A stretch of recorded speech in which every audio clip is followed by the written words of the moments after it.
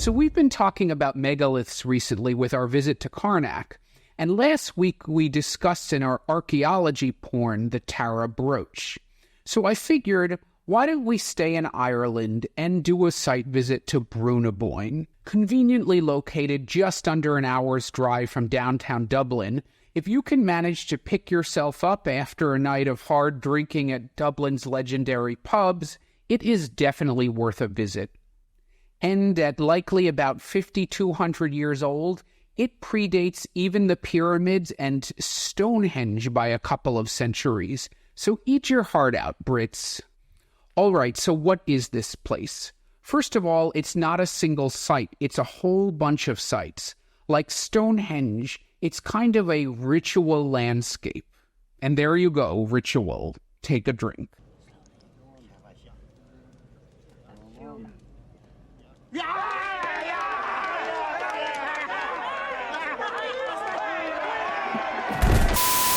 Boyne means something like mansion or palace of the Boyne, which is the nearby river, and these monuments are located all in a particular bend of that river. And there's actually a lot of them, not very well studied. I mean, there have been some recent LiDAR studies, but we're just going to go through the main ones here. The star of the show is Newgrange. Now, that's a huge tumulus, a stone tomb, which is covered by a giant earthen mound and surrounded by standing stones. Then there's Knowth. That's another passage tomb, as Newgrange is, surrounded by 17 smaller tombs. It's just about a kilometer away. And since we're rhyming, there's also Dowth, which is another passage tomb a few kilometers in the other direction. And actually, like I said, there's tons of other monuments in the valley, but we're going to focus on Newgrange because that's the only one you can actually enter. All right, so Newgrange is a huge round tumulus tomb, and if you need a refresher on that, check back at the archaeology news we did a couple months ago about Irish tumuli. But essentially, it's a stone tomb which is then covered with earth. It has a long passageway leading to a central chamber. And it is ginormous. At its widest point, it's about 280 feet or 85 meters wide. It's 12 meters or 39 feet tall at its tallest point, and it weighs 200,000 tons in terms of the earth and material that comprises it.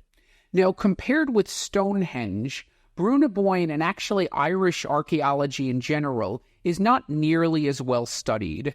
I believe the last real modern excavations were in the 60s and 70s, and not a whole lot has happened since then. There have been some LiDAR surveys and some DNA studies of the bones found inside. Inside were some burials with grave goods, but over the centuries these had largely been cleared out by antiquarians and collectors, so there wasn't a whole lot left by the time of the excavations. They did find a few stone pendants, some beads, some worked bone and flints, etc.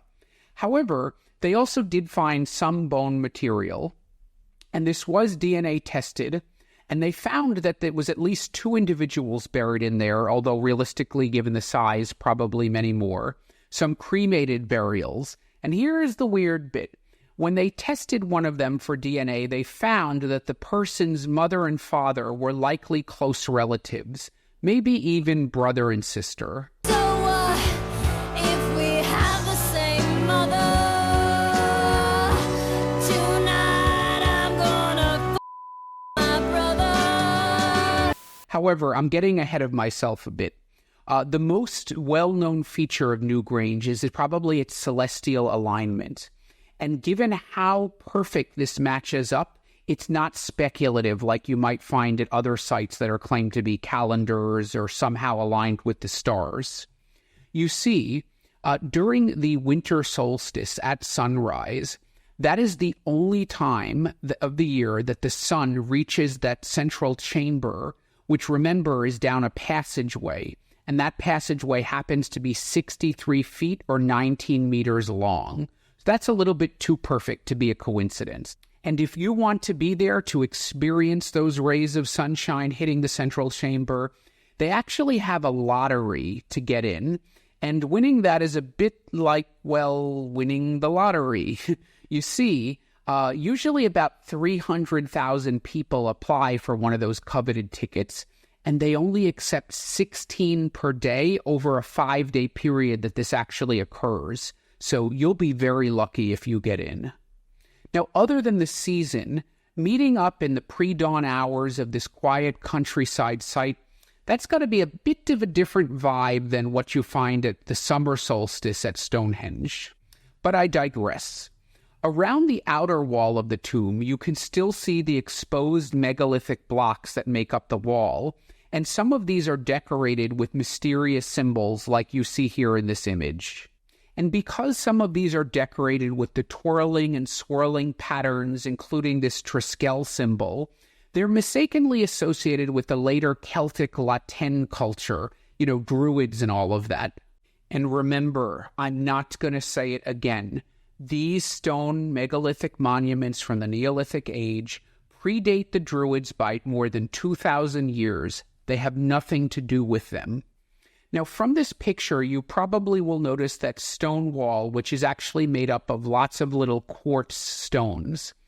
This was pretty controversial because that's not the way it was found. In the 1960s and 70s, when the excavation and renovation began, those stones were all piled up kind of around the base of the monument. Now, there was some evidence suggesting they were sort of affixed and embedded in the wall there, but there was not any proof. And the issue is, in a lot of these ancient prehistoric sites in Britain and Ireland, you do find those quartz stones sort of piled up or laying around, suggesting that they may have had some kind of purpose for mourning or ritual. And you can have a drink.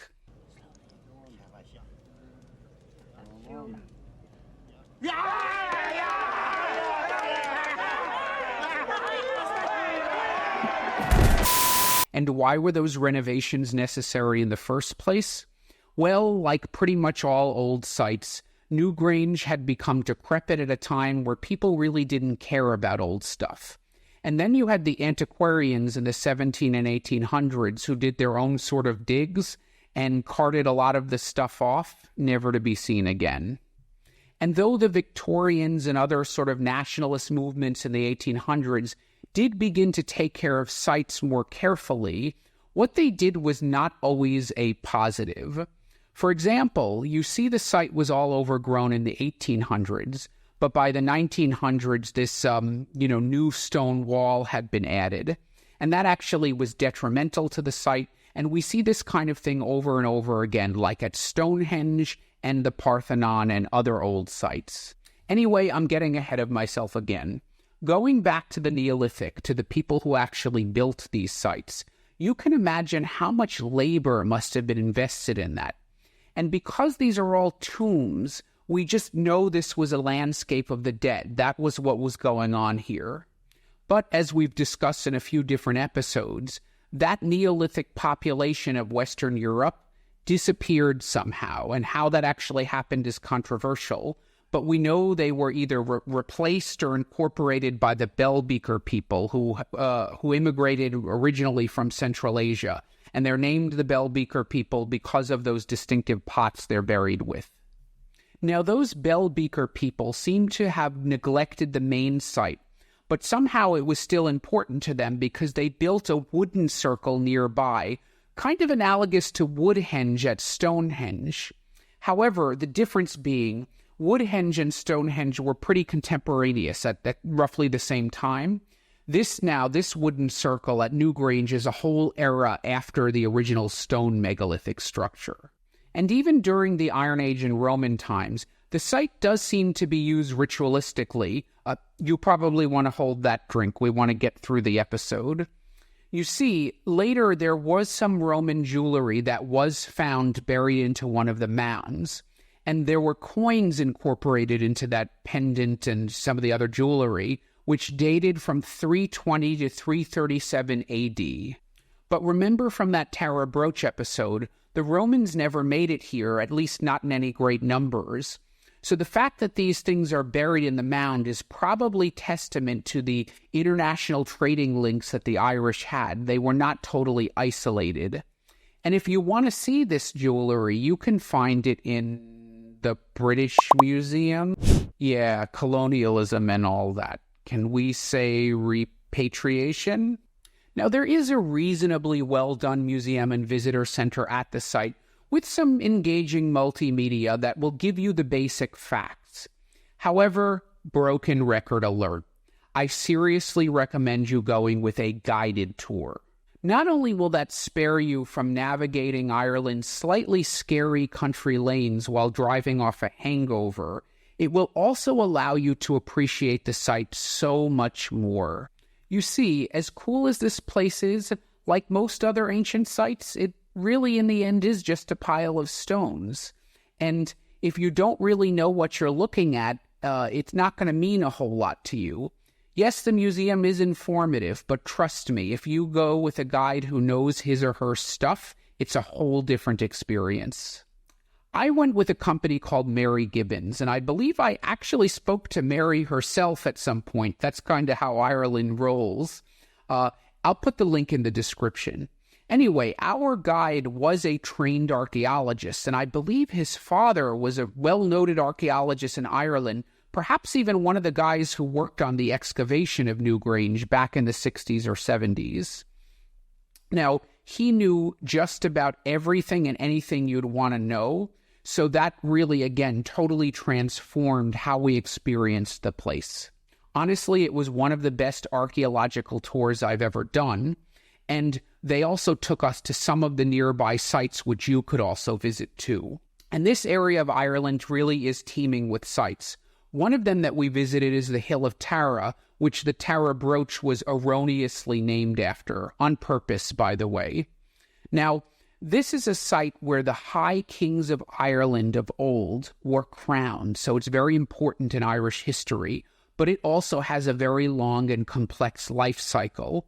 At the center of it, the nucleus of it, is a chamber tomb, which is contemporaneous with Newgrange.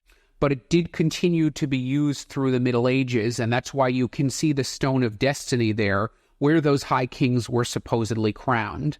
And as it was in use for so long, it was greatly elaborated over time with other monuments and tombs. So once again, it's a very complicated site. That really bears explanation.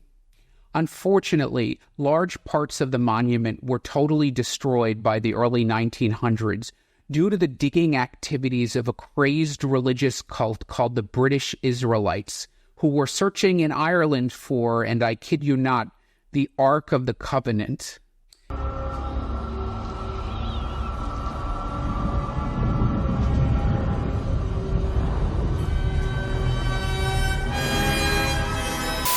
And that's just another way that the Brits have managed to fuck over Irish culture. But the point is, it's a very messy site and honestly not that much to look at, but it's so important and fascinating, so you really are going to want to go there with a guide. Or just a 10-minute drive away, there's the visitor center for the Battle of the Boyne, as in Boyne, that's the river again. Now, the Battle of the Boyne was the final showdown in 1690 between the deposed British King James II, a Catholic, and the new Dutch imported King William III, a Protestant. This marked the very end of the Glorious Revolution, when Protestant rule over England was totally assured. Now, why was this fought in Ireland? Yep, colonialism. But it's still hugely important to the Irish consciousness, which is why Protestants in Northern Ireland on every July 12th march around to commemorate that victory of William of Orange over James II. Now, because William was from the House of Orange, there's something called the Orange Brigade and other people decked out in orange who go marching around to commemorate that victory. This often provokes tension and in the past violence, because remember what they're celebrating: the victory of a transplanted Protestantism over the local Catholics. So like a lot of Irish history, this episode is not exactly a happy one. So yeah, it can provoke some backlash. All right, but again, I digress. The point is the battlefield might be worth a visit, especially if you're interested in history. So overall, I would definitely not give this site a skip, so long as you go with a guide. Ireland, the countryside is chock full of these ancient monuments, but this one takes the cake.